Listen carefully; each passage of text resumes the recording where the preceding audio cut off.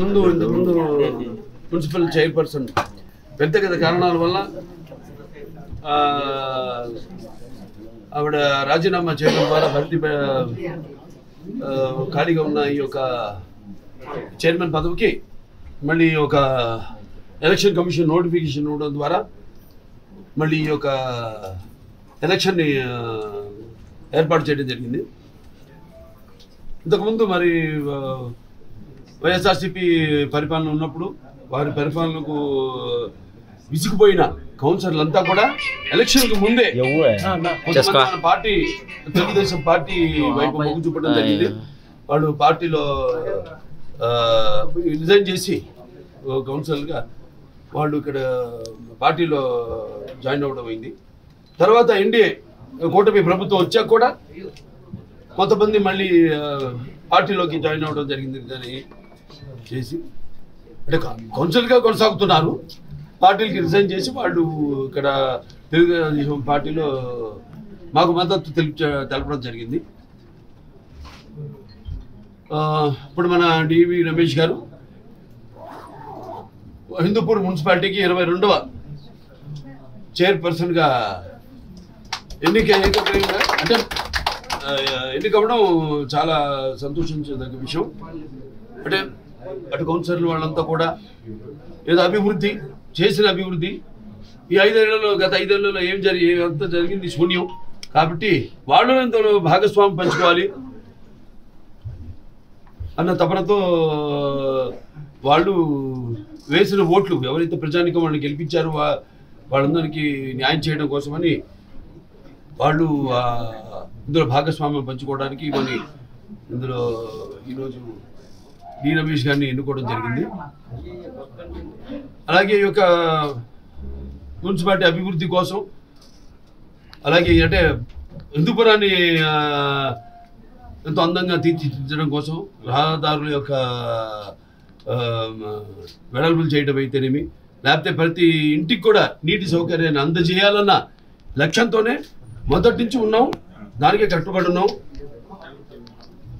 ముఖ్యంగా హిందూపూర్ ఈ యొక్క ఏదైతే సిసి రోడ్లు డ్రైన్లు ఉన్నాయో వాటి కోసం 92 కోట్ల రూపాయలు పోయినసారి తెలుగుదేశం అధికారంలో ఉన్నప్పుడు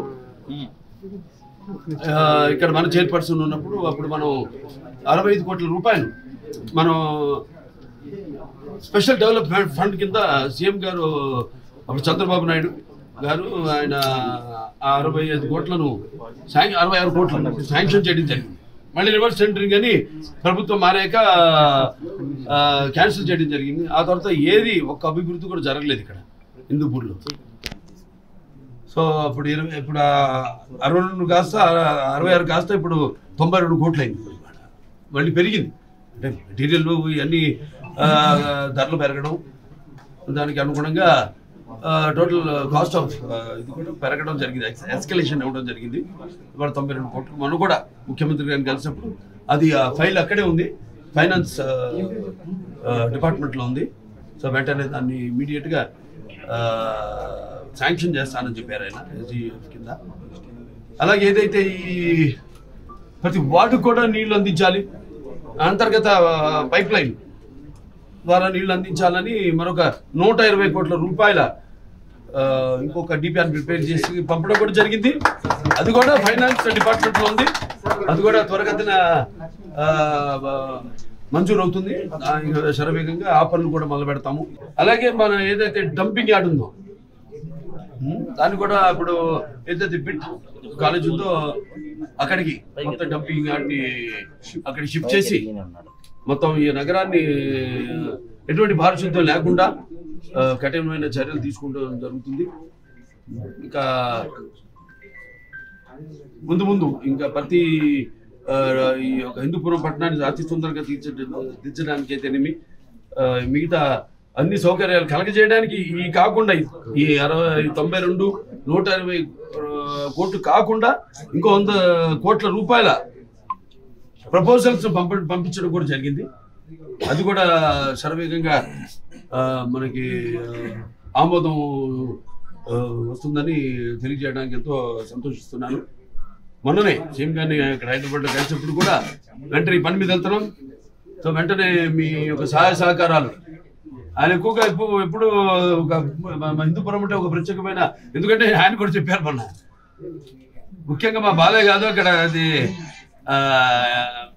పార్టీ వ్యవస్థాపకులు స్వర్గీయ శ్రీ నందమూరి తారక రామారావు గారు ఆయన ప్రాతినిధ్యం వహించిన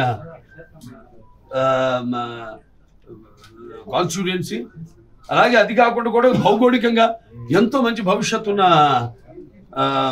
కాన్స్టిట్యుయెన్సీ మన హిందూపురం.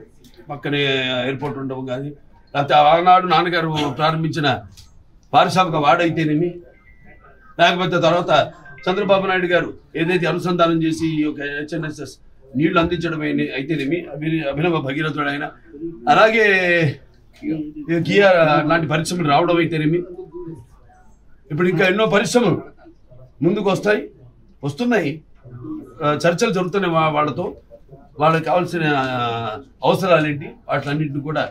సో త్వరగతిన హిందూపురం ఒక తలమానికంగా మన రాష్ట్రంలోనే నిలబడడానికి మా అందరి శాసకులు, అందరి కౌన్సిలర్స్, ఇప్పుడు అందరికీ వారికి అయితేనేమి, ప్రభుత్వ అధికారులకు అయితే మీకు, మీ అందరికీ పాత్రికేయులు అందరికీ కూడా అయితే మా కృతజ్ఞతలు తెలియజేసుకుంటాం. ఫైన్ ఆర్ట్స్, సో దానికి సంబంధించి నటుడిగా ఇచ్చారు.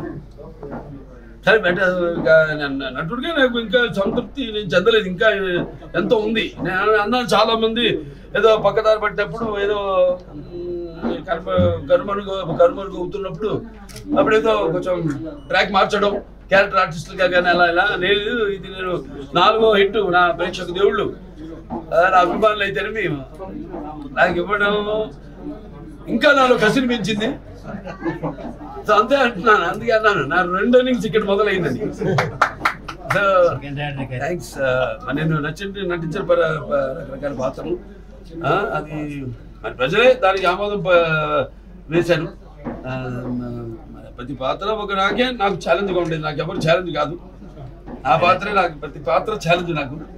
ఆ ఛాలెంజ్ నాకు నేనే అందుకే అంటాను, ఏంటి వీటికి అంతా తెలుసా అనుకుంటారు కొంతమంది నన్ను చూసి. నాకంటే తెలుసుకునేంత గొప్ప విద్య ఇంక వేరేది లేదని నేను అంటాను. అంటే నా గురించి నేనే తెలుసుకుంటున్నాను. సో ఎప్పుడు మనిషి ఒక దాంతో ఒక స్థాయితో తృప్తి పడటం కాదు, ఆ పైన ఇంకా ఇస్తున్నారు అవకాశం, దాన్ని ఇంకా ఎలా మనల్ని మనం పదును పెట్టుకోవాలి అన్న ఒక తపన ఉండాలి. ఆ తపనే నన్ను నడిపిస్తుంది. అదే ఆ పుణ్య దంపతుల అమ్మగారు నాన్నగారు ఆశీస్సులు, ఆ కళమ్మ తల్లి ఆశీస్సులు, ప్రేక్షక దేవుల ప్రోత్సాహం. తప్పకుండా అండి, వస్తుంది కూడా. అదే అందరి కోరికమ్మా, అందరి కోరిక. అప్పటిదాకా అది వచ్చేదాకా కూడా నాకు ఈ పద్మభూషణలు ఇవన్నీ నేను అంటాను కదా, ఇప్పుడప్పుడు పదవులకు నేను అలంకారం కానీ పదవులు నాకు అలంకారం కాదని. రామారావుకి భారతరత్న వచ్చే వరకు అది రావాలని వస్తుంది తప్పకుండా, అది అలాగే ఉంటుంది. నేను చిన్నప్పటి నుంచి అభిమానించే బాలయ్య బాబు గారి ఆశీర్వాదంతో, ఆయన అన్నదమ్ములతో ఇవాళ హిందూపూర్ మున్సిపల్ చైర్పర్సన్ గా ఎన్నుకోవడం అనేది నేను చేసుకున్న అదృష్టం కింద నేను బాలయ్య బాబు గారి అభిమానం కావడంగా అదృష్టంగా భావిస్తున్నాను. ఎందుకంటే ఆయన అభిమానం కావడంతోనే తెలుగుదేశం పార్టీలో చురుగ్గా పాల్గొనడం, తెలుగుదేశం పార్టీ కోసం నేను పనిచేయడం.